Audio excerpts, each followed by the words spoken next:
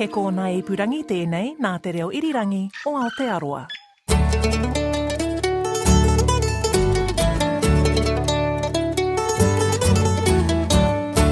Tiki mai, kaki mai. Welcome to Country Life. I'm Carol Stiles. It's good to have your company.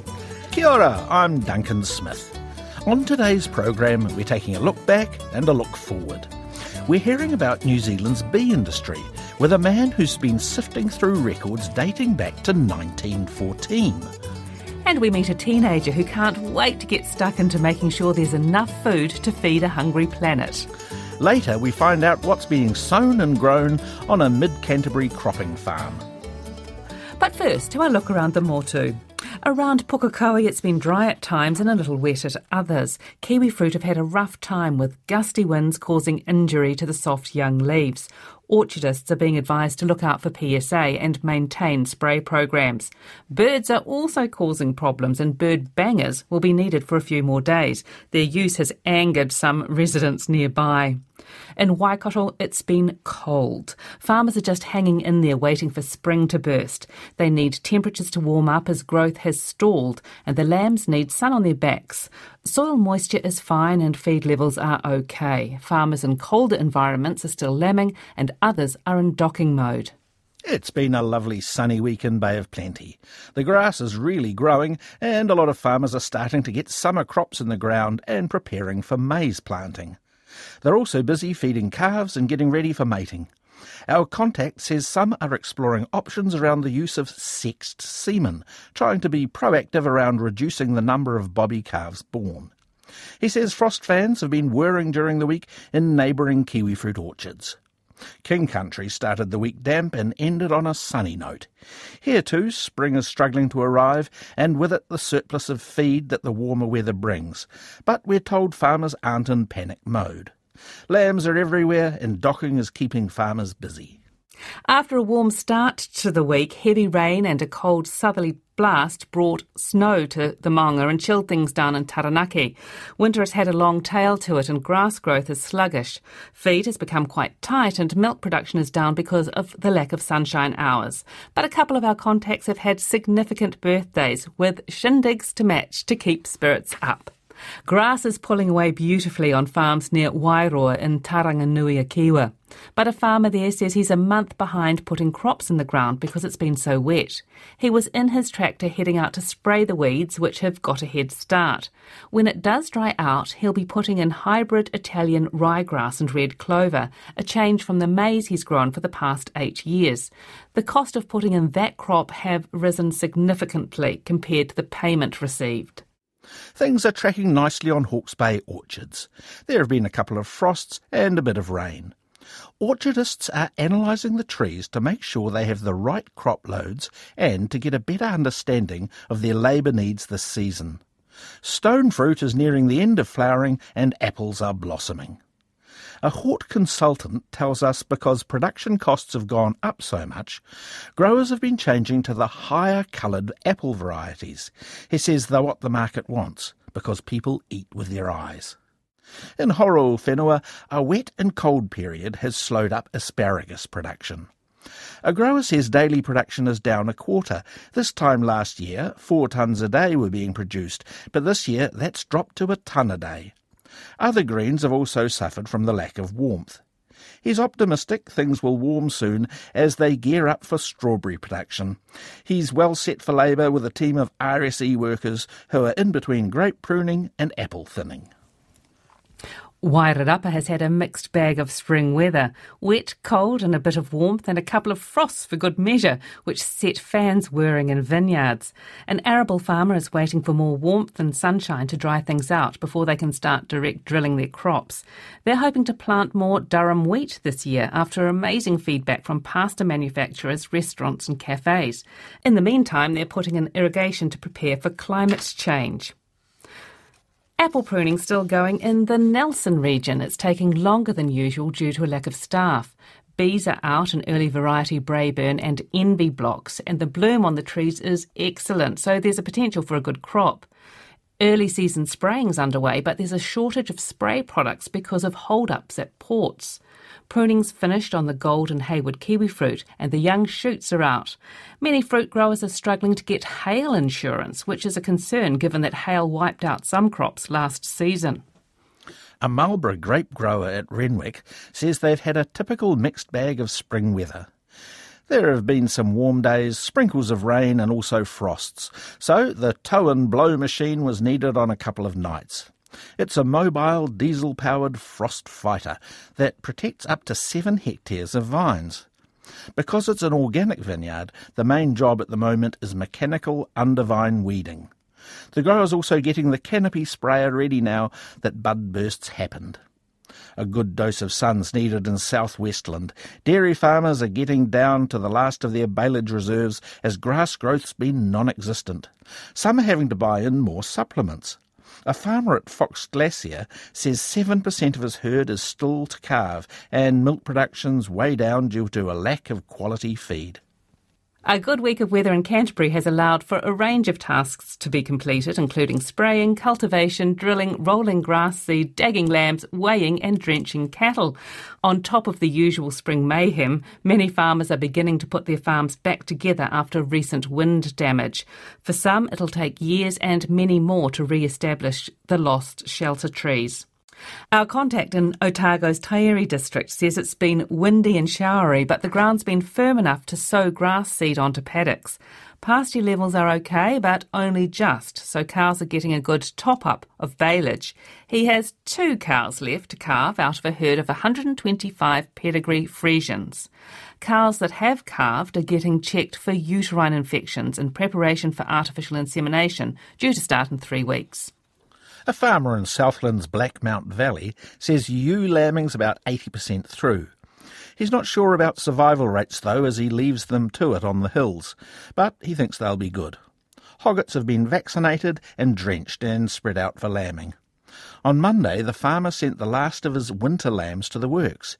He's getting $190 for a 21-kilogram animal, the best price he's ever had for works lambs. Yearling calves are coming off winter crops, but the ground's too wet to get tractors into paddocks to prepare the ground for pasture and crops. This is Country Life on RNZ National 101 FM. A former president of the Beekeepers Association, Nick Wallingford, is knee-deep in a project to preserve New Zealand's beekeeping history. Carol popped in for a chat. Beekeeping actually started in New Zealand as early as the 1830s. Honeybees came here with the niece of a missionary up into Northland. Mary Bumby was her name, appropriately, who brought some colonies of bees with her from England to New Zealand to set up. Gosh, that must have been some trip. Now, it would have taken months, and I've heard stories of another early shipment where they had to pack them in ice to try to keep the bees from flying. You know, you're on a boat sailing across the ocean. You would think of a beehive, it's going to be trying to go outside and forage every day in the middle of the ocean. In order to keep the bees in the colony, they chilled it so that they wouldn't fly so readily. When did beekeeping become commercial or more commercial? Beekeeping became commercial about 1910. It's often said that 1915 was a critical year because that was the first year that New Zealand produced more honey than its inhabitants would actually consume. So suddenly, as early as 1914-15, the industry was faced with the need to either cut prices and sell it for nothing, which is often what happens, or export the surplus. For many years, if there was the worst thing that could happen to the industry was a good crop. If you got a good crop, everybody had to get rid of it.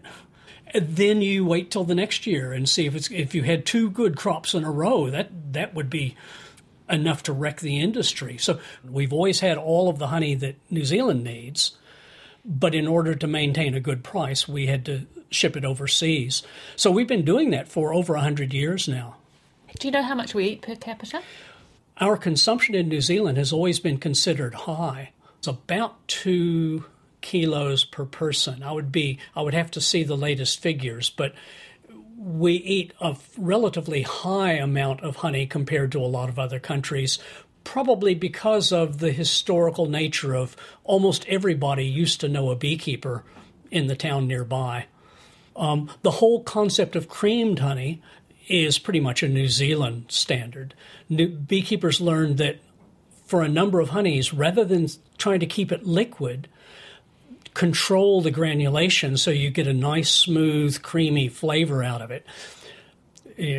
Almost all honeys will granulate, but sometimes they granulate so hard you can't even put your knife into it. So beekeepers learned to control the granulation. An American Professor Dice came over here some years later and saw what New Zealanders were doing, went back and wrote a nice scientific paper on it and codified the right temperatures and the quantity of starter and got it patented. The Dice process ended up paying for the apicultural studies at Cornell University for the last 50-odd years.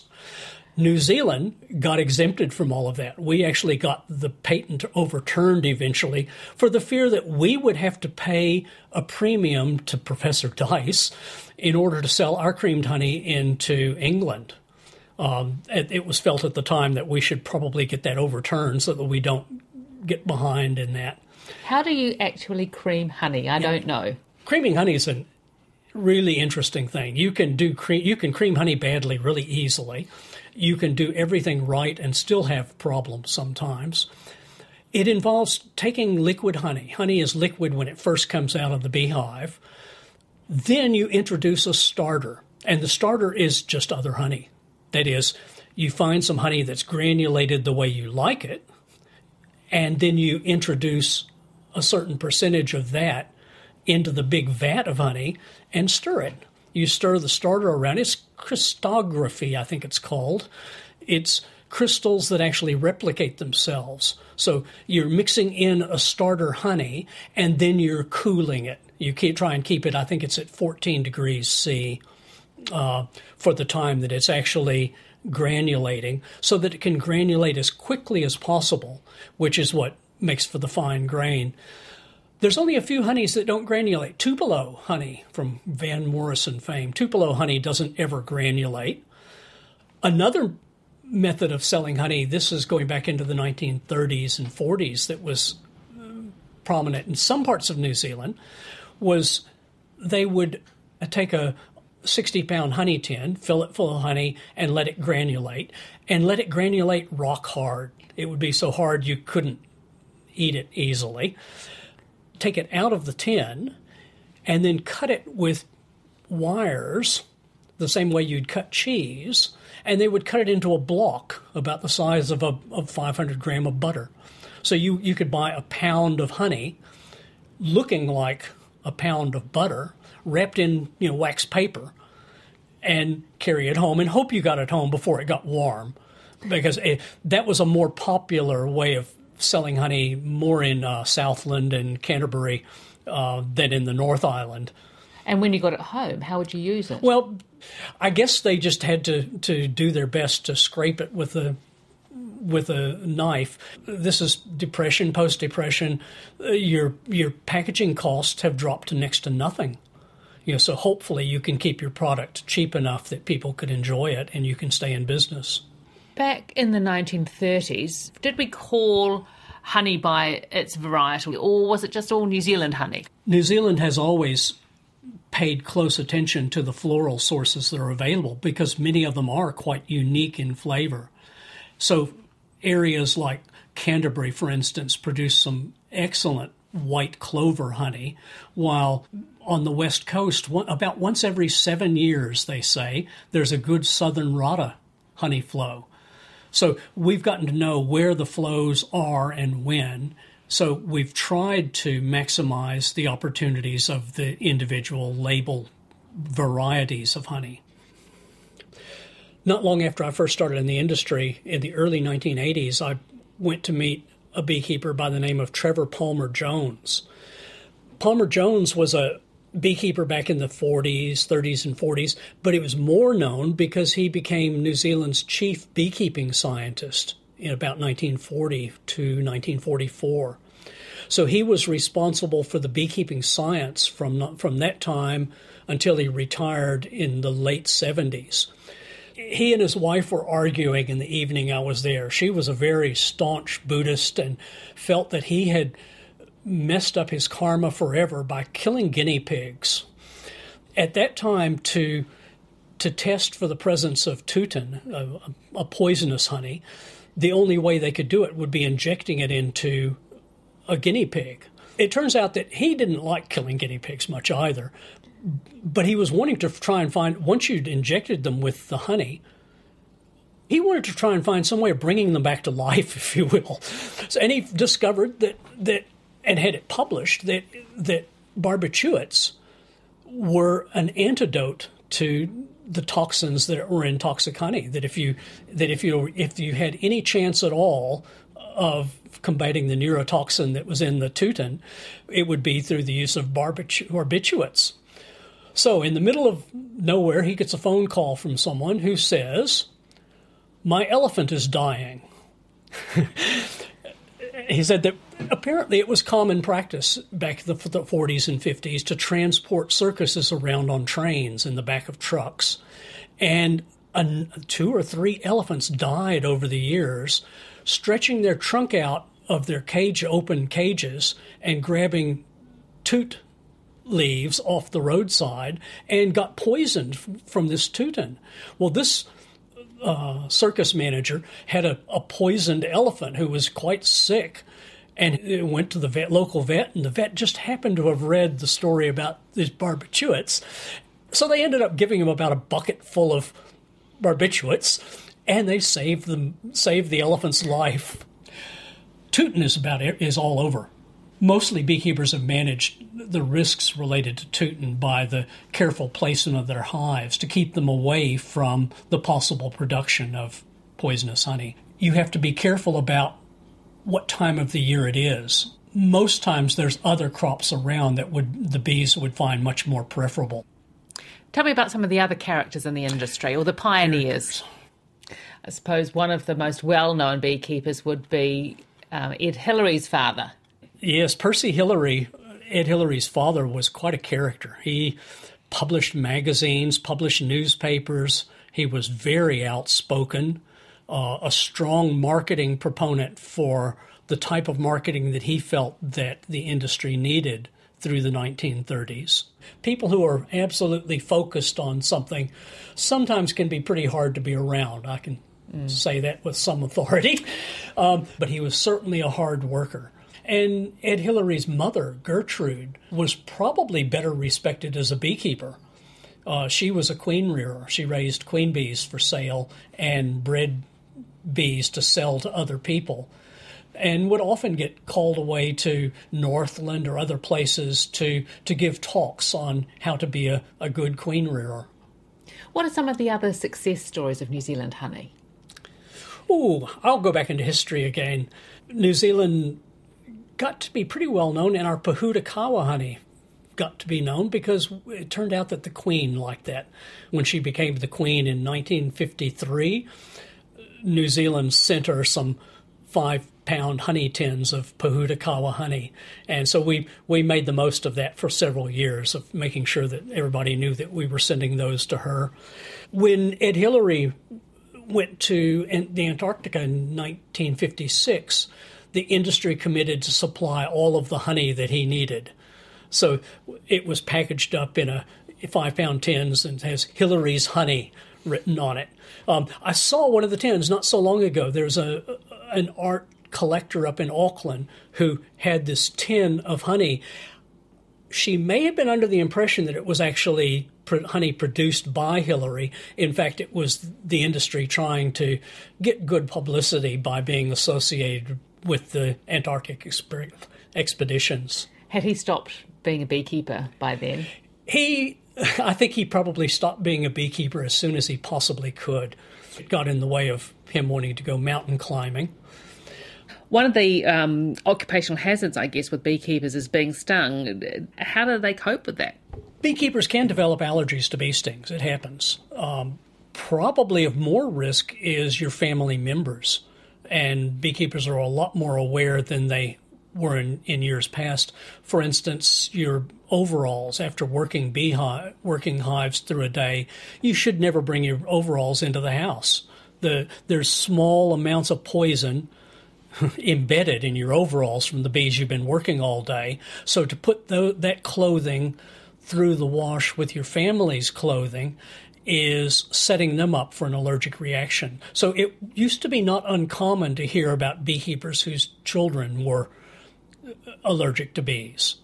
So beekeepers are quite aware of it. Quite a number of beekeepers will carry EpiPen or an injection device. It's basically adrenaline, which could be used in an emergency if someone's having an anaphylactic reaction. And how often might a beekeeper be stung? Some beekeepers are very fanatical about wearing protective clothing carefully. When I was beekeeping, quite often, if we could, we would not wear gloves because you had the feeling of your fingers. You could move more. I felt that I could handle the frames more effectively.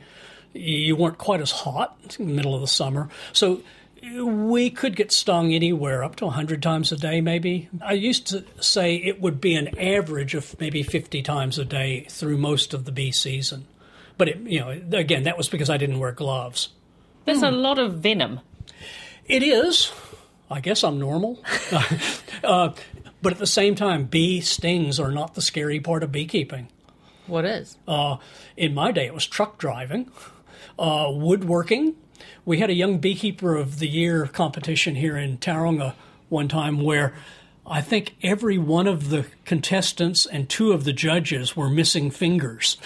Beekeepers at that time used to do all of their own woodware. They'd make boxes and frames during the winter, so they'd be working as cabinet makers effectively, but they weren't very good cabinet makers. They didn't have the practice. They probably didn't have the safety attention, and you regularly would see beekeepers with a missing finger from doing their woodwork. I much prefer a bee sting to a sandfly bite. 1 for 1, I'll take a bee sting any day. Nick Wallingford. He's digitising records dating back to 1914. One table Carol found puts New Zealand second in the world for honey consumption. People of the Central African Republic eat the most, and we apparently eat, on average, 5.5 grams of honey per day. A sweet nation. Now we're heading south of the Rakaia River in Canterbury to Avonmore Farm, where Cosmo is with cropping farmer Andrew Curry. I've been here most of my life, living on the Methven Highway in varying different farms, and followed my grandfather's and my father's footsteps. Although grandfather would have been a mixed farmer with stock and crop, Dad then was 100% cropping, and I've taken it on from there. We grow a variety of seeds, 300 hectares of all sorts. When I arrived at your farm, you were out on a tractor. What were you doing? We're drilling the barley, so I'm contracted by Malt Euro to grow their certified seed. So the resulting harvested seed is then on-sold to other farmers to plant for the malt for beer. And it's certified through Assure Quality. There are officers that walk the field a couple of times in the year to make sure there's no unwanted cereals or weeds that are in the field. Then, after it's delivered to the seed cleaner, there's plenty of testing done there for purity and germination as well to make sure it's fit for the next purpose. Did you always want to become a farmer? Yes, I guess so. I had a huge veggie garden when I was a kid, and after Mum left the family, I just followed on from veggies to now hundreds of hectares of seed production. And is your dad still here on the farm? No, Dad's in Methven, so he got sold up in the 80s by Wrightson's and the Westpac Bank at the time, and like a lot of farmers struggled through that time, Dad then bought into insurance company and then hot air balloon. So he's since retired in Methven now, yeah. Yes. Does he still take an interest in what you're doing on the farm? Oh yes, he's always there. He's always there suggesting that I should straighten this fence or fix something, or why don't you try growing something different as well. Yes, he's got some unique ideas some might come to fruition or some not. Now, we are in an old farm shed that your grandfather built. Yep. Grandpa always dated the concrete there. So oh, there we are. There we go, 19th of February 1970. And inside there are hundreds of sacks of different seeds. That's right, yes. What happens to all these seeds? There's a good majority of them we would be contracted by seed companies like Wrightsons or Cates's or Midlands or Carfields, some of many that come onto the place, and they offer us contracts to multiply lines of seed. Some are multiplied for the Northern Hemisphere seed production so that we can grow outside of their growing season. So we've got some of our seed lines of quinoa. There's some red, some golden and white quinoa, and then little bits left over, whether it's grass seed or radish. Yes. Yep. There aren't that many growers of quinoa around. What made you want to start growing it? I met the manager of the farmer's mill in Timaru, and he had asked if I knew of anyone that could try growing some ancient grains. And there was a list he reeled off from buckwheat to amaranth to kamut, and quinoa was in there as well, spelt. And I just struggled to get some seed, but I managed to find some seed in the supermarket that did grow, and hence now we've got tons of it. Where does it originate from, quinoa? Quinoa is Peru and Bolivia. A lot of it's imported from there. And it's known as a superfood. They say it's a superfood. It's a very balanced nutrition, full of everything that you need. And it's supposed to grow in altitude, but we have no issues with it. It can be challenging to establish, easy to grow, but difficult to harvest. Yes. Now, what have you got here? We've got linseed that we're growing for bio-oils. We have these lupins that they are very high in protein. What would you use those for? So they are ground into a flour and then made into plant protein-based foods. And then we tried a crop called Abyssinian mustard or cranberry. So that's a specialist oilseed that is used in plastic production. They're quite big seeds, aren't they? They're very big. They're just single individual seeds, but very light and fluffy, and they actually grow on the stem of the plant, they do.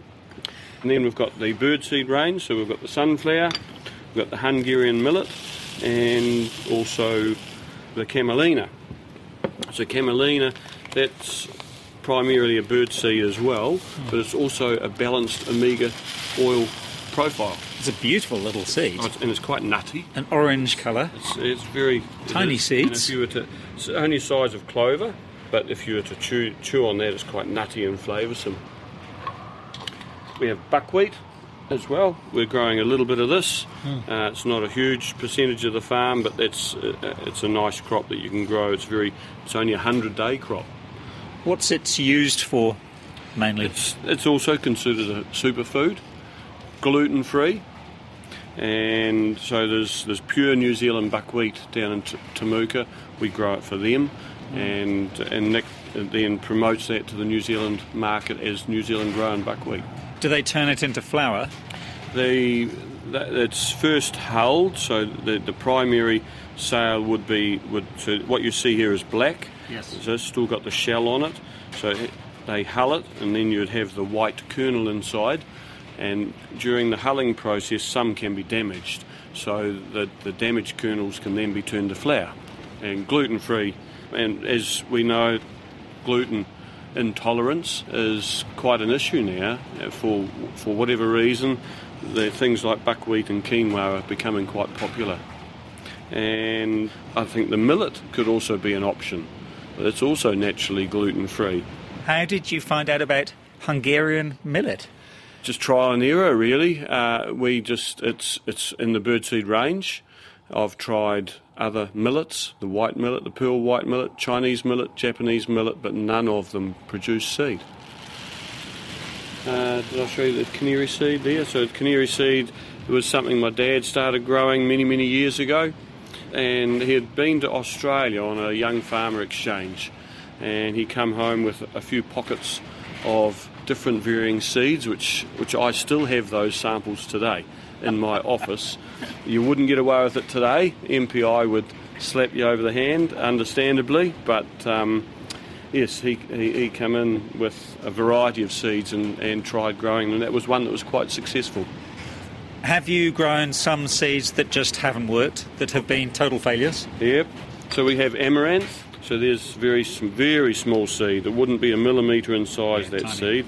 That grew, but the Canterbury wind took all the seed, just shook it all out and put it on the ground. So we didn't end up with much.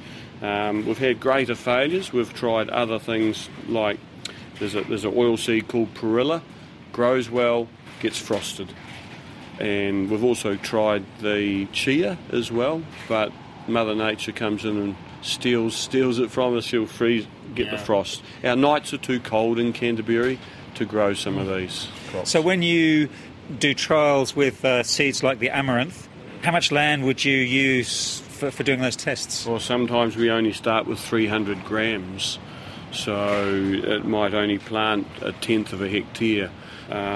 Though when I grew the camelina, I was convinced that I could sell this to the New Zealand market, and so I grew 30 acres, only to find that no one was interested in it in the market. So. Why did you think that it would be a hit?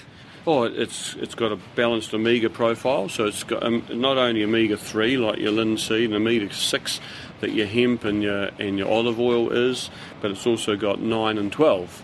So it's quite balanced in its profile, and it's got a low smoke point as well, and also a longer shelf life. So you had all this lovely seed that no one wanted. Yes. I guess reality is you've got to know your market first before you grow. That's and that's the education. I thought I could get it and then try and market it, but that doesn't work. For these seeds here, do you tend to have to rotate a paddock once they've been harvested, or can you replant these seeds the next year? Try not to grow them in consecutive years. That's for disease concerns, and occasionally we break that rule, but we try not to. And for example, like the peas, I've got these flat lupins, you would only grow them once every 5 or 6 years in a field. If you try and grow them in consecutive years, you get root rot or worse leaf diseases. And stock are another management tool, and for weed control as well. So we trade lambs over the winter. But then, if you trade sheep, you then have a lot more spring work because you have a lot of green feed in that you have to eat during the winter, and so that puts the pressure on the spring planting. So we're full on planting now. We've got the malting barley. We planted the milling wheat a couple of weeks ago. The canary seed was drilled 2 days ago. The annual clovers, the Persian and the crimson was planted 3-4 weeks ago. Have you got your eye on some new seeds that you'd like to try out? Organic quinoa, but there's more work in organic. It's not as easy as getting a drum of chemical and spraying, but then you cultivate the ground a lot more. So there are issues with our nutrient budget, and carbon loss is becoming something that one's got to note now too. So the more you cultivate your ground to control your weeds, then that's a negative to your carbon loss. So we don't want to be in that cycle. Somehow there's got to be a balance somewhere between conventional and organic. Just if there is a place in between, regen ag perhaps. Yes, and maybe that is a balance between. We shouldn't need the number of fungicides that we use. We struggled to buy seed from the seed companies that's not treated. Why is that? I mean, why can't it's one less fungicide on our ground? So we should be able to just they grow equally as well, if not better, and better for the bees too. I mean, some of the products now are affecting bees too. So we are mindful of all this that is going on. So at the moment, it's a busy time with planting, looking after the stock. watching the weather? Because it's like today, it's pretty windy today and it feels like the rain's coming. It does, and I've got you can't see behind the shed there, it was a gable shed, now it's a valley roof. The wind has damaged that. Yeah. So, but good if the weather gets some of this nasty stuff out of the way now, and then come harvest time, let's pray that the weather looks after us then. Third-generation cropping farmer Andrew Curry. And if you'd like to find out about Andrew's products like amaranth seed, quinoa, millet and sunflower seeds, check out his website, canterburyquinoa.co.nz. Hi, I'm Clint Meyer from Fire Dragon Chilies in the far north, and you're listening to Country Life on RNZ National. Last week, Carol drove to Rotorua to meet Caitlin Lamb. The busy teenager goes to John Paul College and 2 weeks ago turned 18. On her birthday, she had 4 interviews with journalists. I guess Monday, Tuesday, Wednesday, Thursday, Friday, I go to school. Normally interval and lunchtime at school, I'm either doing something for the Enviro group, such as gardening, which I normally do every day, just doing something. We grow lots of different things in there, and then we give that produce to families in need at our school. And then after school, I normally go on a run, because I'm a runner, and I go to the Redwoods, which is close to my house. And then after that, if I have time, I'll do some study, and then I'll help my sister cook dinner. And then my weekends, pretty full on, such as this weekend I'm running a compost workshop at Murupara with my sister. And then the Sunday, I know that it's important to take time for myself. Well, I won't be there, I'll be studying, but normally on the weekends I'm volunteering either Forest and Bird or some organisation, or I'll take time to do gardening in my house as I need to keep it up to date as well. Yeah. And sometimes I'm gardening in the dark because that's the only time I have. Caitlin's also gardening today in the daylight. Once a week she volunteers at Lux Organics, a small veggie growing farm on the outskirts of Rotorua. There we go. Thank you. The turnips are looking so good. I still remember the day when I sowed them.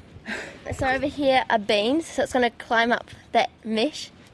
And then there's also just flowers in here as well to help attract beneficial insects and bees and pollinators as well.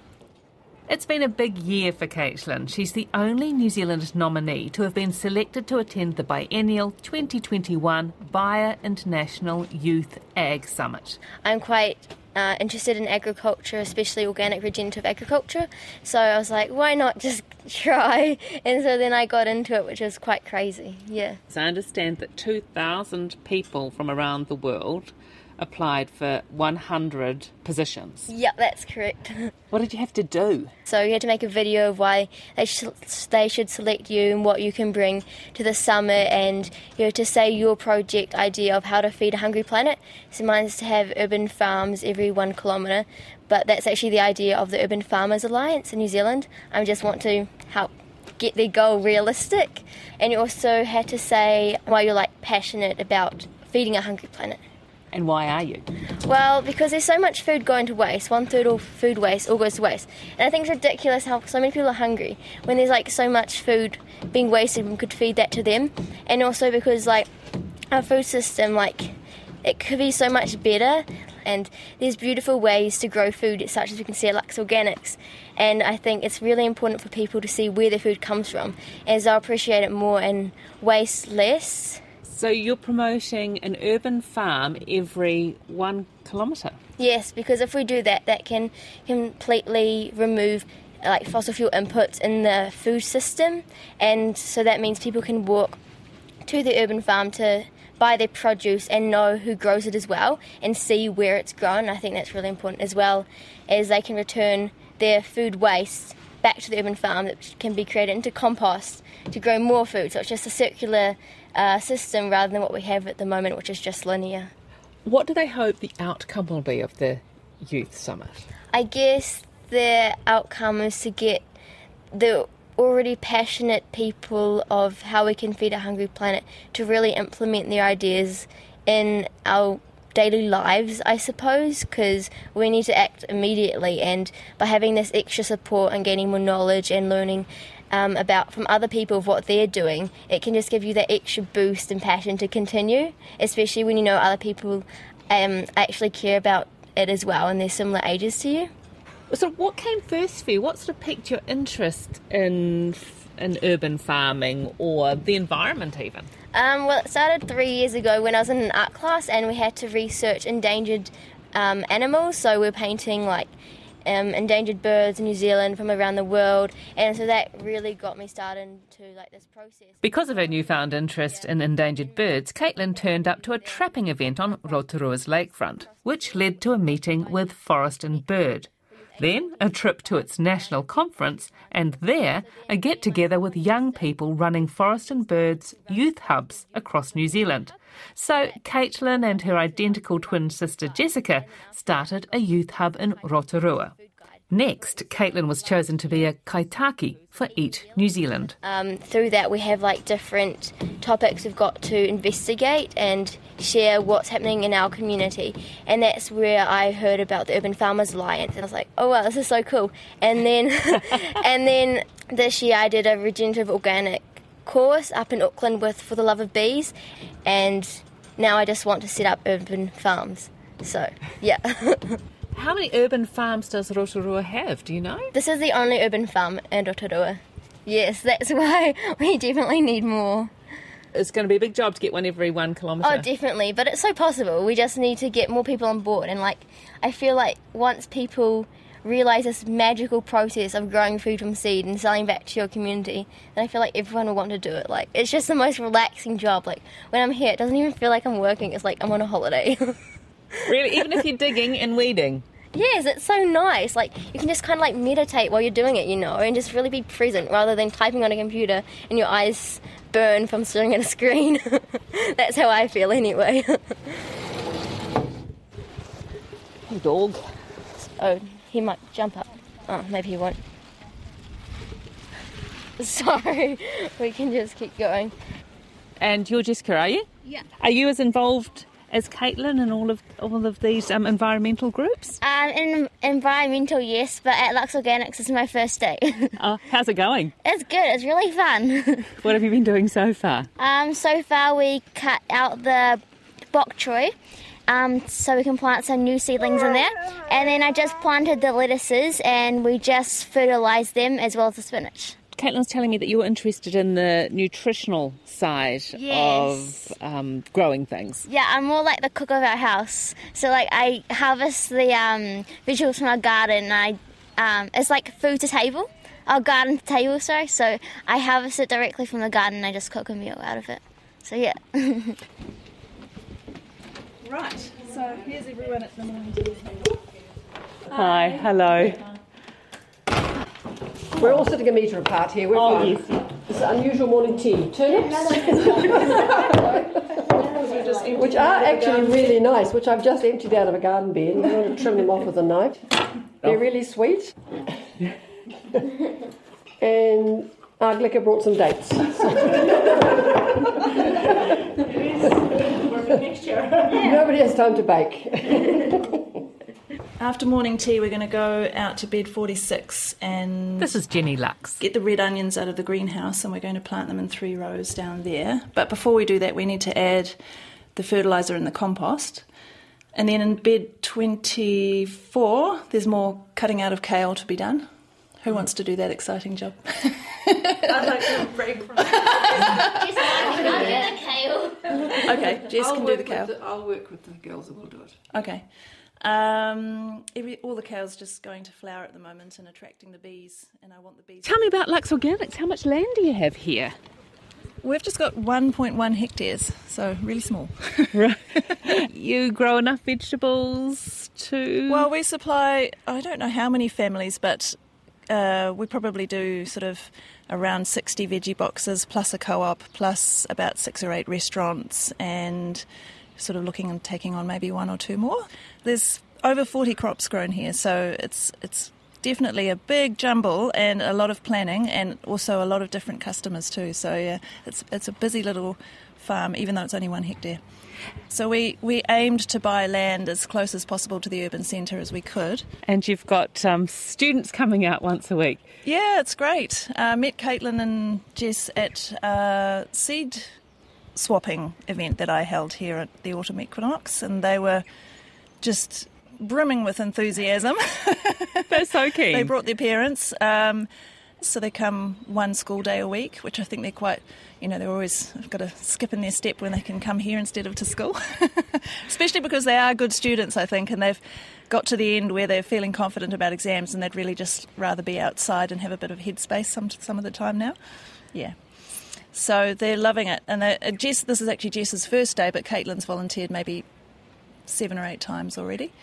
And she'll be getting some work in the school holidays, some paid work over the summer. Does this beat a day at school? Definitely. And I always feel so tired at school. But when I'm here, I don't feel tired. I actually feel like I'm alive. So you're in your last year of school. What do you want to do next year? I've applied for the University of Canterbury to study environmental science, majoring in environmental contamination, as it goes into soil science, as I'm really passionate about soil health. As without healthy soil, we can't grow any food. So that's what I'll be doing next year. And while I'm there, I'm going to continue volunteering and with different environmental organisations. Yeah. You're busy. Very busy, but I love it so much. So, yeah. And if I wasn't busy, then I can't just do nothing when we've got a planet to save and save ourselves. So, yeah. Yeah, I'm going to Canterbury too to do environmental science, but I'm doing ecosystem health and biosecurity. Are you excited about learning about those things? Yeah, I'm more excited about the volunteering opportunities down there. What do you want to get into? Forest and bird youth, cultivate Christchurch, that kind of thing. And we also we're about to apply for the Environmental Canterbury Youth Council as well. So hopefully we get into that, but we'll be even more busier. Are you going to live together? Oh, we applied for the same halls, so it depends on that. But when we have to flat, we'll live together. Yeah. And we'll have a garden at our flat. Caitlin, you should show me the greenhouse. Yeah, I will do. And there's also the other greenhouse just for the microgreens as well. Oh, I've actually never been in here before. Yeah, it's very full. Yeah. So what are these? Are these zucchini? Hold on, I just need to close the door. Fennel? No. Oh, that's chamomile. This? Yeah, that's chamomile. And that's marigolds. And then more lettuce up there. Do you two talk a lot about growing things? Well, we always talk about the Enviro group because we can just bounce ideas off each other, so it makes it easier. This is the Enviro group at school? Yeah. We always talk a lot about environmental things. Not so much just growing food, but everything in general. Yeah, problems world's facing and all that. It's just interesting being able to talk about it with someone who understands your point of view, I guess. Yeah. I'd say our views are quite similar, but sometimes we think of different things. So yeah, to be honest, I'm not that worried. There's just too many cool solutions out there that it's not you can't really worry about it because there's more solutions than things that could go wrong, I suppose. We just need to spread the solution so other people know about it. Yeah, and get other people passionate about protecting our environment. It's good to start with one thing at a time. Don't change everything at once because then you're going to find it too hard to continue doing that. So just change one thing, get used to that in your daily life until it feels like it's not hard anymore, and then start another thing. Just start composting, and once that's really easy, then start minimising the single-use plastic you use in your life, for example. Yeah, that's what our journey was like. So at first we started composting, and then we got rid of glad wrap, we call it sad wrap because it's sad. But yeah, and you just keep minimising, and then it becomes addictive and you can't stop. Yeah. And there's so many resources out there as well to help you learn about what you can do and different videos, so it just makes it easy to change. Have you inspired your parents to change a little bit? Definitely. Yeah. The environmental journey has started because of us. Yeah, our dad's a really keen trapper. He goes he tries to go out every day. Trapping possums and rats and stuff. Yeah, to help our native birds thrive. So he catches lots of possums because we have a trapping line in the redwoods. And so we've caught over 10 possums a day. Yeah, and heaps of rats and mice. And our mum's a primary school teacher, so she's incorporating more environmental education in her class. So, yeah. And she started taking some of the food scraps home to compost instead of putting in the bin.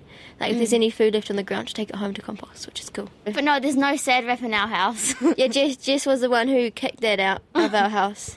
And I also try to make my own bread. Oh, yeah, that's right. Instead of buying on plastic. So. And we try to do all our own baking as well, because it's better for you as well. And it tastes better. Yeah, and we try to grow, as much food as we can. We grow all our own spinach, because we don't like the spinach at the supermarket because it comes in single-use plastic. So we grow lots of spinach. That was the main reason why we did gardening, so we could grow spinach. Yeah. No, the main reason why we started gardening is because most vegetables come in plastic, so... Yeah, and vegetables these days are quite expensive, so growing your own is so much cheaper. Yeah. Like last night I cooked dinner. I just went out to the garden, got lots of spinach, lettuce and rocket with some pansies to go on top. And so I just cooked some falafels and I put it with the salad, so it was delicious. Hey, Caitlin? Yes, it was so good. Especially with the tahini and Dijon mustard sauce. Oh, yeah. It was tahini, Yeah, tahini. Jessica and Caitlin, the delightful and inspiring Lamb sisters from Rotorua. The International Youth Ag Summit has to be online this year. Caitlin will take part in November. And that is Country Life for another week. We'll be back next week with more stories from rural New Zealand. Until then, bye now.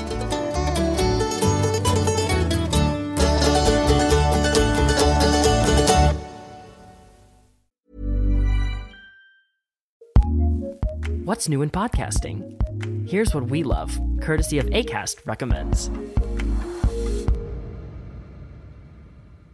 I'm Andrew Marchand, and he's John Oran, and we're starting a sports media podcast. John, why are we doing this? Because nobody breaks more sports media news than you do, Andrew. And in this pod, I'm going to be able to find out exactly who your sources are. Now, that's not going to happen. But really, what's the deal? This is about taking listeners inside the offices and telling them all about the personalities and deals in sports media. Listen to the Marchand and Oran Sports Media Podcast every Wednesday from the New York Post and Sports Business Journal, and subscribe.